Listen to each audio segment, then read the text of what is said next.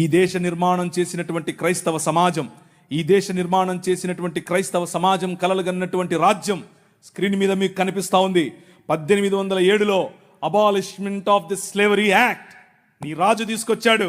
జోగిని అనే వ్యవస్థను కూల్చడానికి నీ రాజు తీసుకొచ్చాడు. 1930లో ముత్తులక్ష్మిరెడ్డిని నిలబెట్టి మెడ్రాస్ లెజిస్లేటివ్ కౌన్సిల్లో ఈ దేవదాసి వ్యవస్థను నాశనం చేయటానికి, దాన్ని తీసి పారేయండి అని పిల్లు పెట్టింది. నీ రాజు పంపగా వచ్చిన వ్యక్తులు ఆంధ్ర జోగిని యాక్ట్ మనం తీసుకొచ్చాం. ఇంగ్లీష్ ఎడ్యుకేషన్ ఫర్ ఎవ్రీబడి, ప్రతి ఒక్కరికి 1835 మనం తీసుకొచ్చాం. 1795 రైట్ టు ప్రాపర్టీ, అంతకుముందు ఎవరు భూములు కొనటానికి లేదు. బడుగు బలహీన వర్గాలు భూములను స్వాధీనం చేసుకునేవాళ్ళు.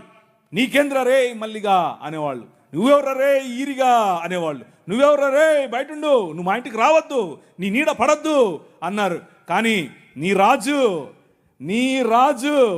నీకు అధికారం ఇచ్చాడు. భూమి కొనుక్కునే అధికారం, భూమిలో పండించుకునే అధికారం, పండించిన దాన్ని తినే అధికారం నీది. అంతకు ముందేమయ్యేది, భూమి తీసుకుని కష్టపడి మంచిగా పనిచేసి ఇంత పండు పండిన తర్వాత వస్తాడు అయ్యగారు, ఏట్రా ఇది ఏంటి బాబండింది, అమ్మగారి కాలంటే ఇచ్చిరాపో అంటే నోరు మూసుకొని ఇవ్వాలి అంతే, అదే చట్టం. కానీ ఈరోజు అది కాదు. నువ్వు పండించింది నువ్వు తింటావు, నువ్వు పండించింది నీ పిల్లలు తింటారు, నువ్వు పండించింది ధైర్యంగా నీకోసం పెట్టుకుంటావు, పొదుపు చేసుకుంటావు. కారణం ఏమిటి? నీ రాజు, రాజులకు రాజు, ప్రభువులకు ప్రభువు, కైసర్ అగస్తస్ మరియు కైసర్ తిబేరియస్ల ప్రతినిధి అయిన పిలాతు ముందు నిలబడుకొని నా రాజ్యము నీ రాజ్యము లాంటిది కాదని చెప్పాడే ఆ రాజు.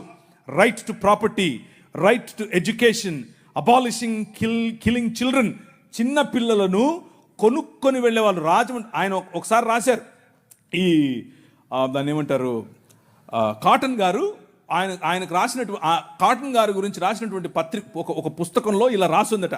ఏంటంటే వాళ్ళ ఇంట్లో పనిచేసేటట్టు ఒక ఆయమను వచ్చి ఒక ₹1 ఇవ్వమ్మా అని అడిగింది. ఆ రోజుల్లో ₹1 ఎందుకమ్మా అంటే, నేను వెళ్ళి రాజమండ్రిలో ఒక ఆడపిల్లను కొనుక్కొచ్చుకుంటాను అంటుంది.